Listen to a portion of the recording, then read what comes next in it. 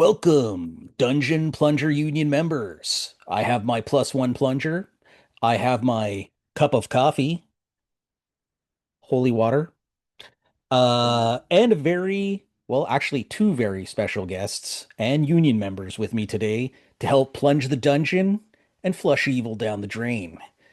Our guests today are straight out of Calgary, Alberta, and the creator of a variety of sci-fi and fantasy supplements. Welcome to the show, Terry and John from Terry Herc Games. Great to Happy to be be here. here. Wow, you guys are like super in sync. This is awesome. So, uh, super happy to have you guys on the show, fellow Canadians. Elbows up, as I like to say. Right? And ostensibly, we're here today to talk about your upcoming Kickstarter for Stargazer Keep, a cosmic sword and sorcery RPG zine series inspired by the music of Ronnie James Dio. Um, but before we get there, let's just get to know you guys. Get a sense of who is Terry and John and what is Terry Herc Games all about. So maybe if you want to start, Terry, since I feel like your name is on the label, maybe Sure. just hit us up with the where did this all begin? Yeah. So Terry Herc Games started, probably about 10 years ago now. And I read a blog post from Alpha Stream. At the time, he was publishing stuff in the DMs Guild. And he wrote a blog post. It was called What is an Adventure Worth? And I read it, and it was a bit of a sobering view of the RPG community and like, what you could actually make for money. And I thought, well, gosh, you know what? I'd love to give it a go. I was kind of inspired. And so I started publishing material on the DMs Guild. And then as time went on, I thought I'd really like to, make some larger projects. And I met my good friend John here. We met through kind of a mutual friend playing some games. And we decided we were going to do a Kickstarter together. And so we did a collection of small 5e adventures. And then flash forward a few years, I've been putting out some material for Mothership and some other fantasy stuff. And now John and I are working on, I think, John, correct me if I'm wrong, but this is kind of like a lifelong passion project for you, Stargazer Keep. Yeah, it's been cooking for a while. Nice. So how about you, John? What's your how do you fit into this? Like, were you guys gaming buddies and then you came together like this, or? Yeah, we had been playing games together for probably a couple years. Um, and then Terry reached out to me and said, "Hey, do you want to, you know, jam and work together on something? See what we could come up with for a Kickstarter." I think it was your first Kickstarter, wasn't it, Terry? It was, yeah, yeah. Yeah, so kind of an experiment for both of us. I had never published anything or really written anything that it had ever intended to be shared with the public. I'd done a lot of homebrew and long time DMing and world building and stuff like that. So yeah, we just put together this little book of adventures. I think we both had a pretty good time communicating and world building and figuring all that stuff out together. But life got in the way, and so I had to step away from the creative side of things for a little while. But then, as my family started to, become a little more developed, I just had the itch, to put something else out, and this idea for Stargazer Keep has been something that I have had in pretty much every campaign I've ever run in one form or another, and having a lot of time, alone in the middle of the night feeding a baby gives you a lot of time to think, and just like I had to get those ideas out there. So uh, reached out to Terry and said, "Hey, what do you think about this?" And yeah, we came together again and started plugging away at this thing. It's been a couple years now that we've been working on it, and getting close. We're getting close to the finish line. Interesting. So what was your Terry, where did you begin your like gaming career? Like, It started in the high school cafeteria when the other folks in band class said they wanted to play a game of riffs. And so I played old school D100 riffs with the classic Palladium books. I seem to recall playing some sort of, I don't know, super overpowered character as they usually are. Uh, Instant hook. Me and that group, we became super close for many years. We played Dungeons and Dragons third edition, then third and a half, or 3.5 rather. We skipped fourth, like I think a lot of people did. And then I wound up delving into Pathfinder. And I think actually, John, I don't know if we were playing that when we met first here in Calgary, but I ran a lot of Pathfinder. We were playing fifth edition, but it was in the Pathfinder setting. Right, right. Yeah, yeah. But I did a lot of D&D, especially 5e for a while when I was publishing a lot of material for it. And then I started to really get on the Kickstarter craze. I have a big wall of books. Jason, I see you got a big one too, right? So yeah, and I wanted to play different games. And a couple of years ago, I picked up Mörk Borg, and this is new, this is refreshing, and started doing some games for that, and a little bit of adventure writing for that, and yeah, that's kind of where I've been at lately. I've been doing a big science fiction tear too. Mothership is one of the Kickstarters that I backed that I really wanted to get out the table immediately, and I've run quite a few campaigns of that. Lots of one shots, but we did some kind of like dungeon delve type games in that system. It was a lot of fun. nice. How about how about you, John? Um, yeah, so I guess I probably came to the hobby a little bit later than you did, Terry. Um, although I spent a lot of time in high school thinking about playing Dungeons and Dragons. Just like nobody that I knew was into it. A lot of my friends too would talk about it in the same way, like, "Oh yeah, wouldn't it be cool if we played D&D?" But nobody had the initiative to pick it up and say, "I'm going to DM." And so that went on for a few years, and then in my 20s, I finally found a DM who would run a game for me and my friends. And we played one session, and that was fourth edition, and just never did it again. And then but I was hooked, right? Like so, um, that was right around the time that 5e came out. So I picked up the books and just said, okay, I'll do it. I'll be the one to take on this burden, and realized very quickly that like it's far more intimidating than it needs to be. You know, anybody can DM as long as they have the motivation to do it. So yeah, that kind of started years long obsession now with tabletop role playing games.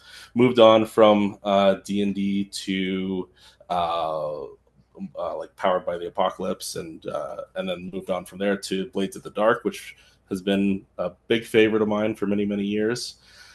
Um, and then started to get more interest in rules light systems as I got older, and Mörk Borg being a perfect example of that. So yeah, found myself looking to create Megadungeon, and based on the writing, the lyrics of a heavy metal singer, and Mörk Borg seemed to fit pretty much perfectly. Yeah, I was definitely thinking about that when you look at like the black metal of like kind of Morkborg and then you mix it with Dio, you're kind of like, yeah, that makes sense. Like especially like music in general seems to really be kind of like an important aspect of like Mhm. the Morkborg. I'm not really sure how you're supposed to say it. I've heard people say it that like this is the pronunciation of the game, but I'm like, I know it's got those little like dots Little on top, dots. which have like a name for them, but I'm ignorant and uneducated, so I don't know what they're called. You know what? I'm Um, gonna go with Mörk Borg, man. If I tried to say everything correctly, it would be difficult. I think this is the reason why Free League won't have me on to like interview anybody. They're like, dude, when you learn how to pronounce Morkborg, then we can maybe talk. So, um, so I'm curious, like, how does it work with you two collaborating on the products that you've been working on? Because I imagine that it's got to be a difficult thing sometimes when you've got two people, two different ideas about things, and so how do you guys work together and put out a product? Well, honestly, like John, maybe this is a big surprise, but I love working with you. I mean, John and I, we yes and each other all the time. Like, I wouldn't say we've never had a bad idea, but we've never like gotten stuck, where it's like we have an interesting thought and suddenly it's evolving and we have like new layers to it. And this whole mega dungeon idea sort of started with, John's original idea of the tower. And I think just by like bouncing ideas back and forth, suddenly it's like going straight up into the cosmos, I just, yeah, it's awesome. And not everyone works well together, but I feel like I feel like we work really well together. Yeah, definitely. We've made some magic for sure. There was a moment early on in developing Stargazer Keep that I always think back on, and it was like we were both in Discord chatting with each other. We both had the Google Doc open, and you were writing parts of one set of rooms, and I was writing parts of another set of rooms, and I was seeing what you were writing, and I was like, oh, that's super cool. I'm going to incorporate it into this section. And we were kind of going back and forth like that. And yeah, I don't think we've ever really like clashed. And it's always just flowed pretty Yeah, seamlessly, which uh, I mean, knock on wood, but it's totally. working well. I mean, I don't know. The different creative ideas from another person is so valuable because like sometimes when I write by myself, like I get stuck and like I don't know what to do, I don't know what to come up with. And being able to ask you for things or like, what do you think of this? Or sometimes you just swoop in with something that's even better. And it's like, well, obviously we'll do that instead. So what is your like creative processes for the two of you? Like starting with you, Terry, like do you have like a time that you sit down and write, or how does it work for you? It's definitely hard. Everyone, it's hard for everyone to find a time that works for them and a time that's available. For me, I find I'm most creative in the mornings. And so I tend to go to bed quite early and then I wake up and I do some writing before I do my normal day. I kind of work like a eight to five type job. So I try to write between, 6 and 7:30 in the morning if I'm able to. Um, and then I tend to do like weekend mornings and I do a lot of thinking when I walk. I like to go for like, evening walks and like on Saturdays and stuff like that. And sometimes you got to let the ideas stew a little bit. How about you, John? What's your process like? It's a little more chaotic. I have a notes app on my phone that's just a disaster of ideas. It's just like every time I have a half of a thought, it goes in there, and then I try to compile those when I have some free time. And there's not a lot of unused ideas, but there are some. But a lot of times they end up getting recycled into something. And then I, whenever I can, really, whenever I have some free time, to sit down and develop those ideas and work on them. Um, Usually, having kids, it's whenever they're both sleeping, which is this tends to be rare, because they're much different ages. Um, but um, yeah, it ends up being a lot of times a much later night than I intended, because I'll sit down and then I'll just be spitting stuff out. And forget to go to bed or forget to eat or whatever. Or it'll be early morning, waking up with the baby. When the baby's finally asleep, then I sit down for a couple hours and get some work done. And you guys had mentioned that you were using like Google Docs to work together. When you go to do the actual like layout and get everything ready, do you have another like do you guys use Affinity or something like that as your that you use for publishing? Yeah, actually, for this project, I've been teaching myself how to use Affinity, um, which has been probably one of the reasons why we've been at it for 2 years. It might have gone a lot faster if we had hired a layout artist, You but can't rush art, man. Like, especially when you don't know what you're doing. There's been a lot of times where I've spent hours doing something and then I've taken a look at the toolbar and say, hey, what's that button do? And see that it's like, oh, I could have done that a lot faster and easier. But it's been a rewarding experience. I don't know if I'll commit to doing layout in this capacity again. 3 books is a pretty uh, pretty big uh, pretty big task. Okay. So what would your advice be to somebody who wants to like get into publishing, self-publishing and doing the layout and learning Affinity? Like what have you what kind of lessons have you learned that you'd be like, whatever you do, don't do this? Keep it simple. Part of developing something that's compatible with Mörk Borg, you want to try to go crazy. Like the Mörk Borg layout and design is like pretty wild, and I think a lot of people think they can just turn a black letter font on an axis and make it fill up half the page, and then it's good to go. But I think there's a lot more thought behind it in the actual core Mörk Borg book. Um, those guys are really talented at what they do. So a hack like me starting to do that, I started to put something like that together and say, like, what, that's it's not really the same. It's not capturing the same magic that that Mörk Borg does. Um, so I've found myself taking these wild swings and then taking it back quite a bit and trying to do something a lot simpler. And that's probably where most people should start, is just with a simpler design, a simpler layout. I mean, I feel like that makes a lot of sense, but not only that, I think so. Morkborg is a beautiful book. It's like you said, there is something to the like chaos that makes it really special, and it's not just like there is an organization to it where you're like, wow, this is what makes it special. You can't really see it, but it's there.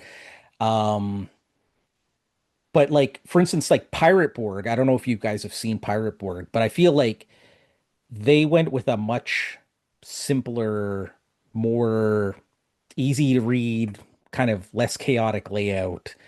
I almost feel like not that I want to diss Mortborg, but I feel like that is the more usable format when you're at the table. I don't know how you guys feel about that. Yeah, absolutely.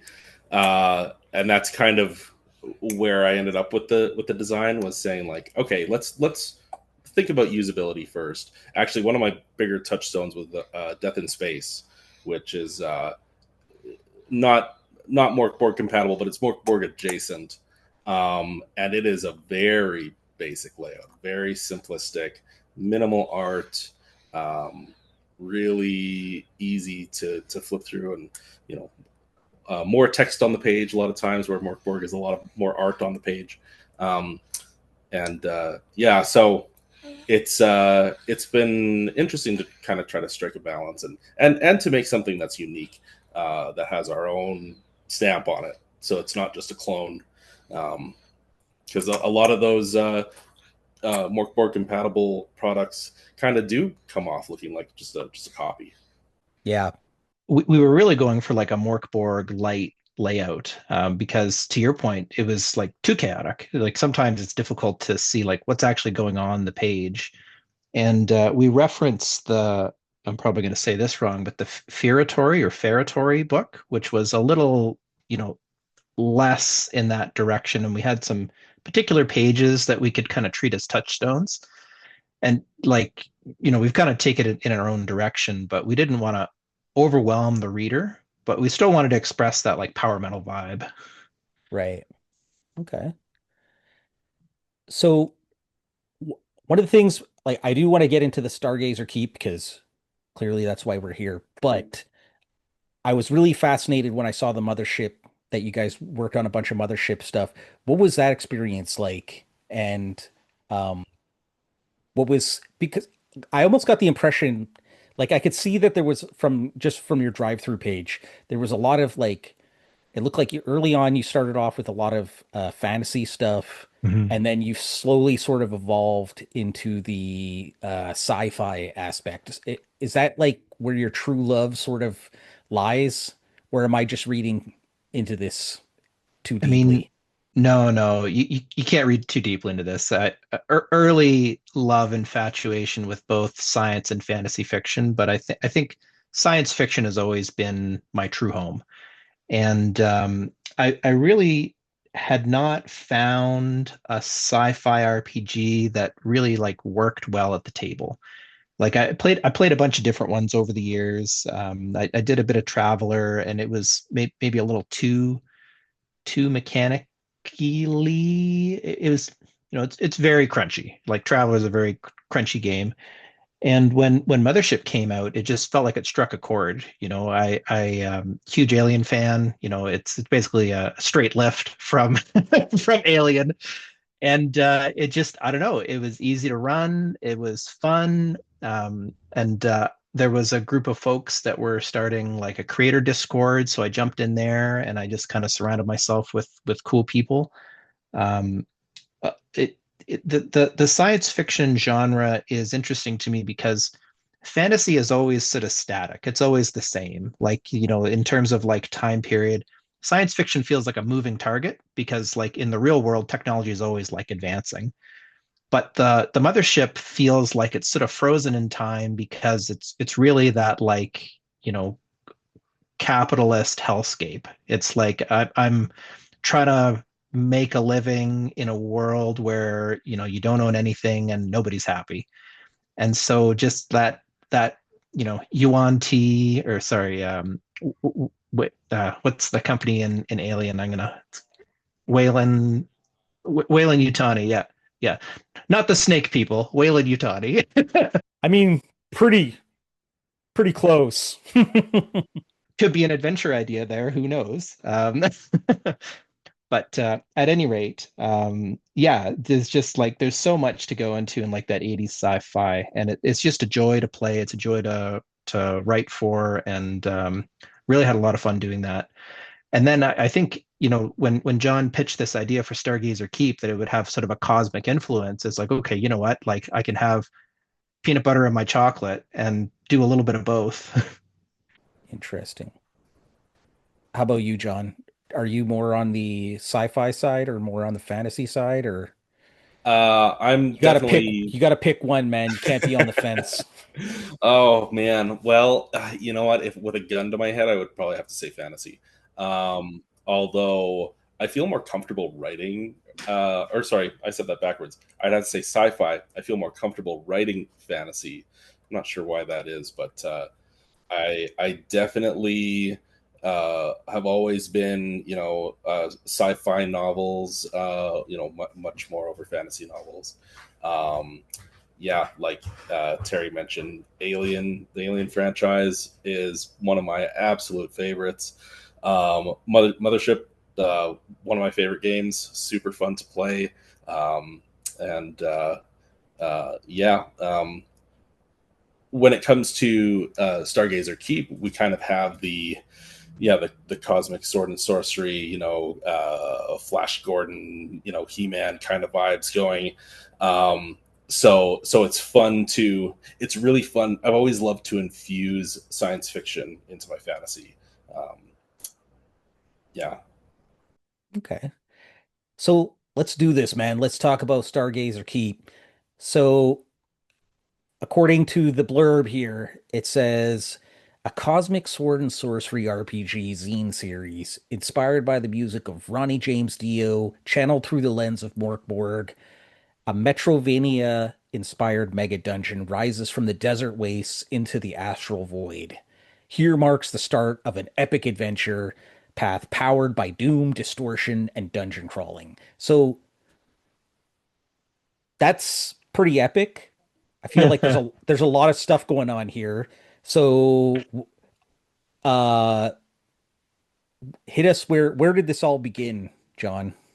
It seems like you're the real mastermind He for this is. particular project. Oh yeah. So, geez, decades ago, the first time I came across Dio, um, I think the first time I even knew who Dio was from Tenacious D. Uh, yeah, they had a song called Dio where they sing about how he's too old, he's got to pass the torch, he's too old to rock. Um, and I was like, "Who's this Dio?" And then I listened to his first record, Holy Diver, um, which isn't really his first record. It was first with that project, with that group of musicians, and it just clicked, and I was like, "This is awesome!" Like fantasy, proto power metal. Just a blast, so much fun. And from there I started to learn more about his history as a musician, and discovered his work with the band Rainbow, which is where the song Stargazer comes from. And Stargazer is like, it blew my mind when I first listened to it. I was like, this is so cool. It's a song about a wizard who builds this tower to the stars, and he wants to ascend into the heavens. And he finally gets to the top of the tower, and he's about to ascend. All of his followers are watching him, and then he falls to the ground. And everybody's like, "What? What do we do now? It, what happened?" And I always just envisioned, like, yeah, what is the story there? There's it's just so evocative. There's way more than just what's in the song. It's always just set my imagination on fire. Always when I'm writing, I'm listening to Dio, and I'm getting inspired by not just Stargazer, but he's got so many big ideas that he stretches across all of his lyrics. It's all very just full of inspiration for me. So the idea of the tower from Stargazer, very easy for me to just drop into my early D&D campaigns, and just say, oh yeah, there's this wizard tower, here's the story behind it. It's just something that you come across, or something that you go into, or maybe they interact with the wizard or something like that over the years of DMing.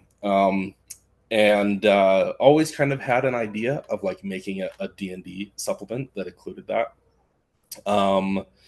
But as I started to lose interest in D&D and gain interest in other RPGs, um, and also gain interest in the concept of campaigns set in the Megadungeon. Terry and I played in several Megadungeon campaigns together, and they were always the most fun. We did Barrow Maze with a friend of ours, and um, Terry ran Gradient Descent in Mothership, which was a blast. And yeah, it just made me think, like, Stargazer Keep has to be a mega dungeon. It's a tower that ascends into the stars. It's gotta be huge. It's gotta be epic. It can't just be a little wizard tower that's on the edge of a lake or whatever. So when we first started talking about it, um, it was just Stargazer. The song Stargazer, let's use that as inspiration. Um, the more we talked about it, though, the more I was like, there's so much more in Dio's music that we could pull into this. There's different concepts that he kind of stretches across different songs that kind of makes it feel like a unified mythology when you look at his entire body of work. And so that inspired the idea that everything, from his work in Rainbow through Black Sabbath, through Dio, the band Dio, and then to his final collaboration with the Sabbath guys in Heaven and Hell, to just bring that all in and just find ways to tie it together and fill in the blanks where we need to, which we've done a lot of great world building. With the wizard and his followers, and the setting that we've placed it in and everything like that. And Yeah, it really created a pretty vast setting out of it. Interesting. So you say that it's Metrovania inspired. Can you talk a little bit about like what does that mean to you and how does that kind of present in the context of the product? So I've always been a fan of the Metroidvania style video games. Um, I really like the exploration behind it, and I mean, inherently they are kind of like the original Metroid games, uh, Castlevania games. They're mega dungeons. Symphony of the Night, Castlevania Symphony of the Night. It's a mega dungeon that you explore, and you find secrets, and you uh, unlock shortcuts and find things that help you unlock different areas of the dungeon. And so when I was thinking about dungeon design, um, and some of the dungeons that I've played in, um, I just found myself thinking that they didn't quite capture the essence of the abilities and not having access to something until you have a certain ability or a certain set of knowledge or tools. And that's kind of where we uh, have been trying to uh, implement those Metroidvania design philosophies. I think like not in this particular part of the dungeon that we're doing for this Kickstarter, but a good example would be like, a blue door that you need something blue to get through, and so you have to come back to this area when you find that thing. A lot of dungeons I find tend to be fairly linear in that you do this room and then that room and then that room and then you get to the end. And part of the idea with this mega dungeon is well, one, it's serialized, so we're going to release components over time, so it gets bigger and bigger as it stretches out to the stars. But two is you might find something later in the dungeon that reveals some secret you didn't know at the beginning of the dungeon. And yeah, there is something kind of fascinating as a player. It's like I missed that, and it's like, oh, I can't believe all this time behind this statue was the thing I needed. And, that adds a little bit of a dynamic that I think a lot of mega dungeons could tap into. And when we talked about, some of the themes in Dio's work, like, like rainbows, the different colors and how that might translate in like a physical space, the way that we could hide secrets and reveal them in the future, it really felt like the Metroidvania method was really going to give us that little bit extra to get people to want to, go back to previous areas, rediscover, re-explore areas. Yeah, that's part of what I think is unique about this project. Interesting. So I so from what I understand, you've got the first three zines that are going to be coming out. Could you talk a little bit about like what's in the three different zines and then kind of what's coming after? But yeah, so we've got three books, and they are black, red, and orange. The Black Book is going to contain all of the player-facing information. So it's the Voyager's handbook, and it's got all the character rules, the classes, the unique magic system that we have, which is verses. So you recite a verse like song lyrics, and you can use that to do magic, equipment, and all those sorts of things. And then um, the Stargazer guidebook is the red book, and that's like the GM book. And in there, that contains some GM facing rules, some extra lore that the GM would know, and a short introductory part of the Megadungeon. So it's the red floor, it's the bottom of the rainbow, it's the very first start. And then the third book is the first major segment, which is Raiders of the Machine God's Tomb, and that is going to be the largest segment where you'd interact with more of the factions, you'd find out more of the lore, and you can discover all these amazing secrets. Wow, that's really cool. I like the idea of the like colored books and everything. So, are you gonna be like limited in the number of zines that you'll be able to do, or are you basically going, listen, if there's a color that exists, that's gonna be a level? I We don't know, have a John. roadmap. Yeah. Yeah, I feel like we're not running out of ideas, but No. So yeah. we have a roadmap, orange through violet, the seven, the color spectrum, main seven colors of the rainbow. But like we've already talked about silver, we've got an extra book in there, just kind of wedged in. Um, and we're talking about supplementary material like doing a monster manual, doing a book of magic items and extra spells. Um, just kind of filling out as much information or as much extra content as possible, and then even going back, maybe in a couple years we go back to orange and we say, hey, these are the hidden rooms in orange that we just didn't fit in the first time, and you find this secret passageway in one of the walls that was obscured, and we have like a mini dungeon, in that section of the tower, because ultimately we're talking about, in our minds the tower extends into the heavens, but like we're writing 20 to 30 rooms per section, so there's so much more room for stuff in there that we can go back to. Yeah. And another thing that we really wanted to do is we wanted to make each zine self-contained so that you could run, the green section of the tower as a standalone adventure. You could kind of like cut and paste and put it in your campaign. Or there's this through line that takes you all the way into the stars. And there's things that, connect between the dungeons, but, for creative game masters that want to file the serial numbers off a little bit, they could run it in any campaign and it would fit the narrative that they have there too. I really get the sense when you're talking about this, it almost feels like the Dark Tower from like Stephen King, where, it can fit into pretty much, the multiverse. Everything is connected through this tower kind of thing. Um, so is the wizard alive? Do we know? Is he dead?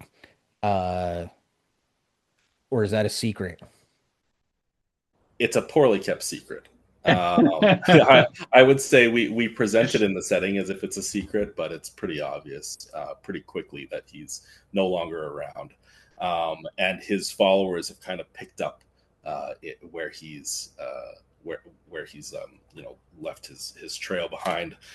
So some of those followers are still alive. The idea is that it's like 1,000 years after the events of the song.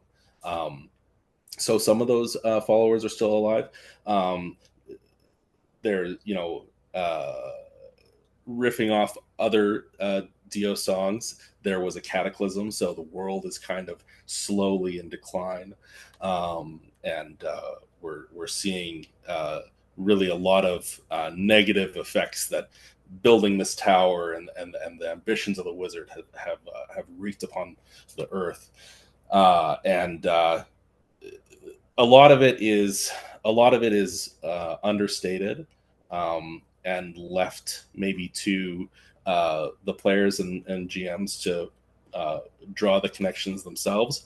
But the answers are in there, We've kind of sprinkled them in throughout. We've kind of done the Dark Souls thing where we put descriptions, little bits of lore in each magic item, so that the players can take these magic items to one of the NPCs, and then she'll spout off a little bit of story about the tower to them as they collect these items. Wow, that's really cool. You talked about like music as spells. How does that work exactly? Um, because I'm assuming you can't use Dio's lyrics. So have you like written your own music or like how does it can you talk a little bit about that? Yeah, so uh, we took inspiration for spells from different sets of lyrics, um, and made it pretty obvious like where we're drawing those lyrics from, and then each spell has a verse that you can recite to in order to cast the spell, and it's probably pretty obvious that it's inspired by Dio's songwriting, but it's something that we've written ourselves, kind of either uh, our own take on part of a song, or maybe just expanding on some of the ideas of part of a song. The hardest part was trying to get them to rhyme, and like you can't rhyme, death with death, right? Like you gotta like but so they're kind of like short couplets, 2 lines or 3 lines. And another cool thing about the system is we're not gating magic behind a class, so anyone can recite a verse, just like anyone can quote song lyrics. And we have all these unique classes. There's 7 unique classes that we're including in the first book, the Black Book. Um, and just like Mörk Borg, they've got special abilities. But if they pick up a verse sheet, they could sing verses all throughout the campaign. That's fascinating. So that kind of makes me question. So you talk about that you could either use the Morkborg rules or the standalone rules that I'm assuming you're developing. Talk a little bit about that. How come you've decided to like make your own rules with Morkborg? Like, and how different are they from each other? Well, we weren't always going to. I think as the project grew, this was just another aspect of it. I think originally we were just going to say this is a Mörk Borg adventure, um, and then at a certain point we added an ability score, which I think a lot of products that use like gradient descent comes to mind, where there's an added mechanic. It's all mothership, but there's an added mechanic with the bends. And so we had that in mind, and we added the Stargaze ability, and just said, okay, there's an extra ability. It's Mörk Borg, but there's an extra ability.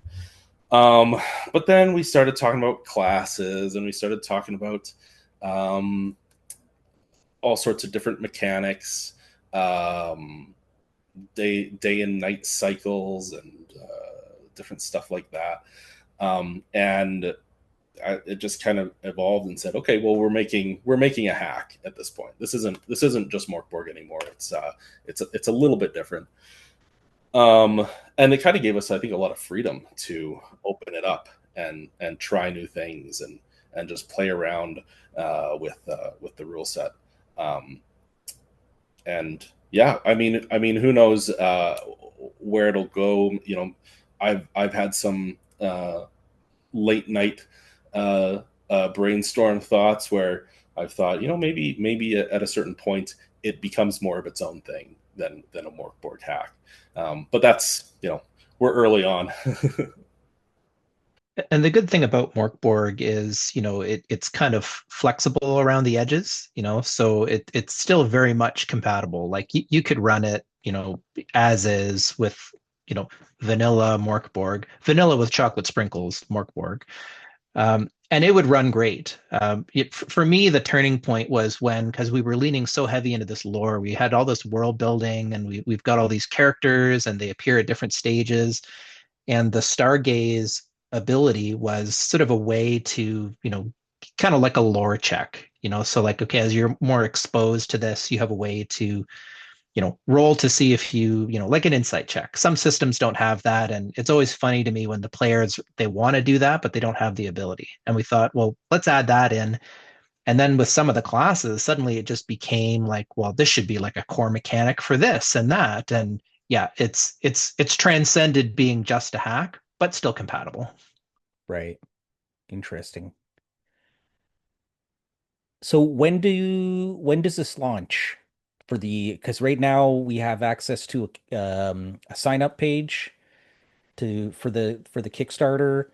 When can we expect this to, well, I guess at the when this episode comes out, it will have already come out. So, Yeah. So the Kickstarter campaign launches on Tuesday, August 26th, and it's going to run for 30 days until Thursday, September 25th. And we are definitely looking forward to having so many people buy this game because it's going to be such an epic journey. This is just the start, but early support would really help us be able to bring this creative vision to life because we've got a lot of really great ideas and we've got a lot of ground to cover as we make our way towards the cosmos. will there be stretch goals, or is it just this is the three zines for now, and once we're funded, great. If we get more after that, even better. Um, what's the what does it look like? I like to try to keep crowdfunding campaigns less complicated. Yeah, if anyone's been a big Kickstarter fan, I'm sure you've seen the stretch goal death, where a project is buried under the collective weight of all the unplanned stretch goals. So the core of the campaign really is to fund the three zines and get them into people's hands as quickly as possible, and then that'll let us really put effort into the next group. But I don't know, John. I wouldn't say no stretch goals, but we're not really planning on having a ton of them right out of the gate. I would maybe say that. Yeah, I feel like we have so many ideas for the future of the product. Um, where we're going to go onwards from this part. Um, we've talked about including some of those things as stretch goals, but at the moment we're really focused on finishing these three books, and any honestly, and it's hard not to just keep writing and to focus on getting these ones out. I got so many ideas for Yellow, and I'm like, all right, what are we gonna do next? Where are we going next? But yeah, it's really important to focus on these and get them out the door. Um, and it's I think one of our goals is to have the project pretty much in its final stages before the Kickstarter ends, so that once the funding's complete, we start shipping and people get the books in their hands right away. Yeah. And we've got a preview adventure that we've released. It's called Black Swampy Water. It's just like a little 4-page thing. That's something that people will be able to get right now if they want to check it out. And then yeah, it is really tempting to want to write more stuff, but we'll see if we get everything all finalized first, and then maybe there's more we could do. So you're talking about trying to have it like out the door more or less after the Kickstarter is finished. What's the, in terms of like printing and stuff like that, are you only doing PDFs, or are you going to have a like a hard copy available, and how is that going to be available to supporters? Yeah, there's a local printer that we use here in Calgary. They're called Little Rock Printing. They're actually not far from the parts of town that we're in. They do great work, and they've done a bunch of other Terry Herc Games prints for us. Really important to support local businesses when you can. And I think we're fortunate that we've got a really high quality printer right here in town. So yeah, people will have the chance to get print copies of the project, and our intent is to ship anywhere in the world. The digital will be available too. We've got that preview adventure that people will be able to get. And we actually did a test print recently of black to see how it looked for color. Yeah, there it is right there. Yeah. Come on, John, don't be shy. Hold that sucker up. Yeah, for our first test print, Oh, that was a couple weeks ago. It came in, and it looks great. I'm really happy with how it turned out. We got pretty decent quality paper, and oh um, wow. yeah, nice gloss. That's amazing. Yeah, it's pretty cool. So this is just one of three, though, and of course, test print. We got revisions to make on that too. Right. Um, but it's evidence that we're close. We're close to the finish line, like I've said. Yeah. Ready That's to. fantastic. And honestly, we went really art heavy with this project. We worked with some really fantastic artists, all original made art. And well, I shouldn't say all original. There's art from some dead people in there too. but Yeah.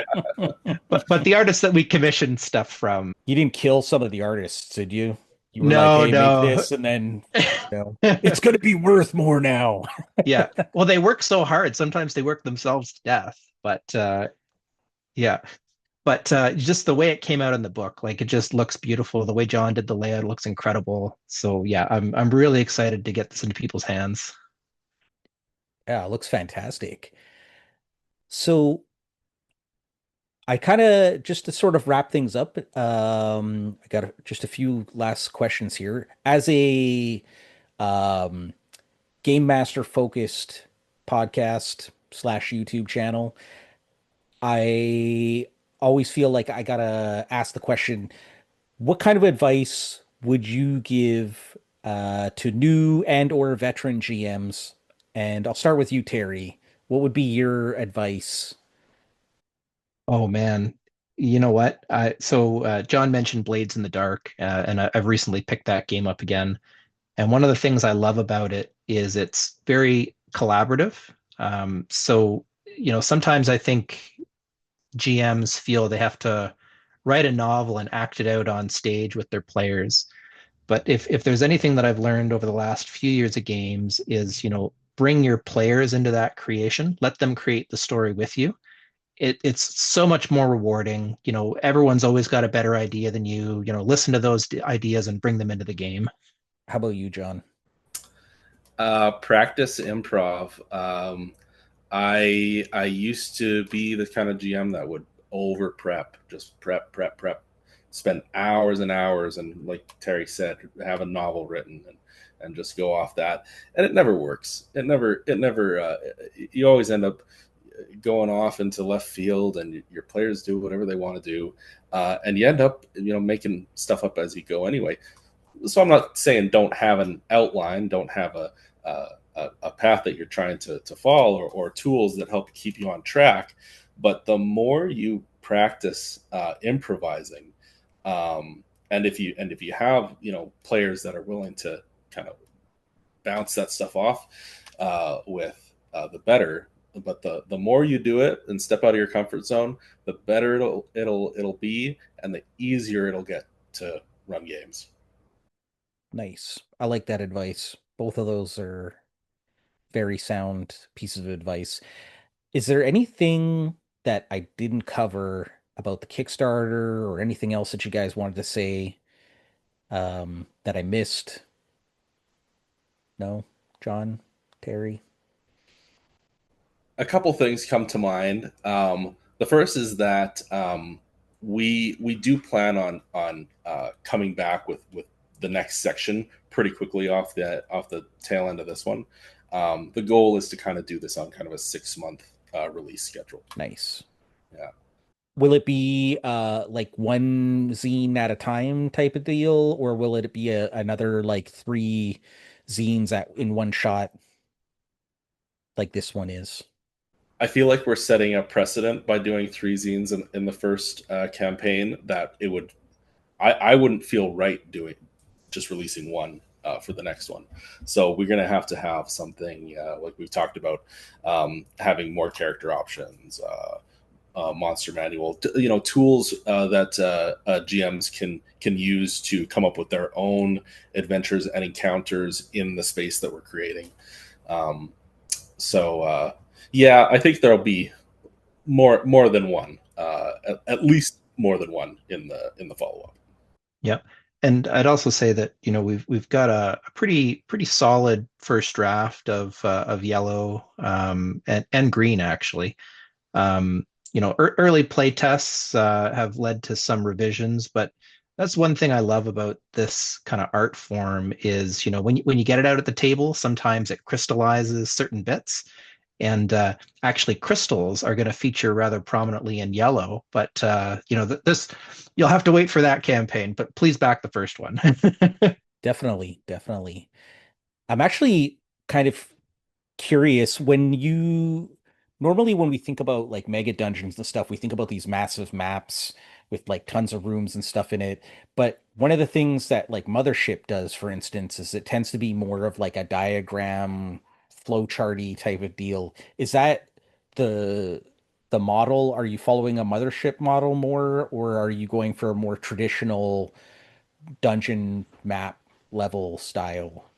I think early in our development, we started with, I mean, truthfully, we'd just come off playing Gradient Descent when, we really started this project in earnest.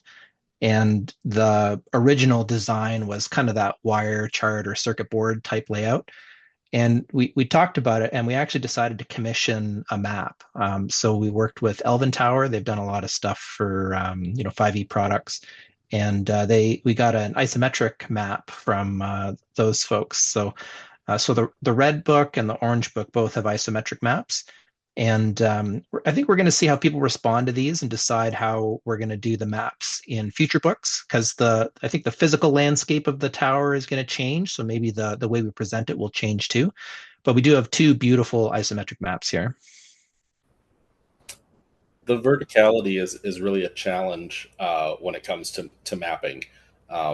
So yeah, we're it really is kind of a bit of an experiment to see like how well does this work? How much are people actually using the maps and versus just drawing out their own. So the other thing is that talking about the ability to go back and forth in a traditional mega dungeon with like levels, usually they say like whether you're going the higher you go or the lower you go, it gets more dangerous. Um, is that something that it feels like maybe you're throwing that out on its head kind of thing where you're like, listen, man, it's a dungeon level. There is no level one. It's all danger all the time. I mean, there's definitely all danger all the time. Because we wanted to keep the books kind of like you could pluck it and put it over here and run it as its own thing. And we do have a level advancement system that sort of relies on character death. So in order for the party to gain a level, without going into all the details, there must be blood. And so, losing Jeez. characters. Yeah, I know, right? It was John's idea. I love it. But so losing characters is kind of part of the fun for this game. And because of that, some areas are more deadly. But when you get to a certain part, like the green book will have sort of a recommended level range, and if people are higher or lower, that's okay too. And being able to revisit sections, if we add more content later, then maybe there's something at the bottom of the dungeon that's super dangerous, but you just didn't have the thing to get past the door. Mm, interesting. Okay. Nice. So I'm going to have links to your obviously to the Kickstarter itself, to your drive-through page, and to your website. Where can people reach you if they want to get in touch or, say hi, send you cash, uh, you know? We definitely always accept cash in exchange for products. But the best way to get a hold of me is by email. It's terryhercgames@gmail.com. I am on social media. Email is usually the best way to get a hold of me if you got a quick question or need a fast answer. Best way to reach me is probably Blue Sky now. So that's rocketboot.bluesky.social. Um, yeah, I can be found on there. Drop in Stargazer stuff or just random musings. Nice. Well, this has been totally rad talking to you guys. This sounds like such an amazing and unique project. I from the minute that I got your email and I saw this and I took a look at your Kickstarter page or your the promotional page, I was like, wow, this is definitely something special that you guys have like tapped into here. I'm like super excited to get my hands on the product. Um, and I'm sure that you guys are going to fund and put out this and continue to put out new levels. So thank you so much for like bringing this to my attention. Um, I mean, just not only that, but the fact that like now I've got access to these new mothership modules and everything like that. I was Mhm. like, this is amazing. And just getting to connect with fellow Canadian content creators is was another huge plus for me. I don't want to go into like the craziness of the world right now, but I don't think there's been a better time to be Canadian than there is now. Totally. So it's cool to see, products coming out and available tariff free for us. Totally. Totally. Yeah. Yeah. So Well, honestly, thank you so much for having us on the show. We're really grateful for the opportunity, and it's been amazing talking with you. thank you. You guys might regret it afterwards. You'd be like, I can't believe we went on the Dungeon Plunger. What was up with, what were we thinking? He's called the Dungeon Plunger. But yeah, no, they, the pleasure's been all mine. Yeah. Fantastic. Awesome. Thank you so much, Jason. Thank you so All much. all right, guys. Well, that's it for the show today, guys. Make sure you follow that link, support Terry Herc and John. I didn't get your last name, John, but I will make sure to get it in the show notes so everybody knows who to credit. Um, and elbows up, Elbows plungers up, up. plungers up. Well, listen, it started off with elbows up, and then later on, I was like, plungers up.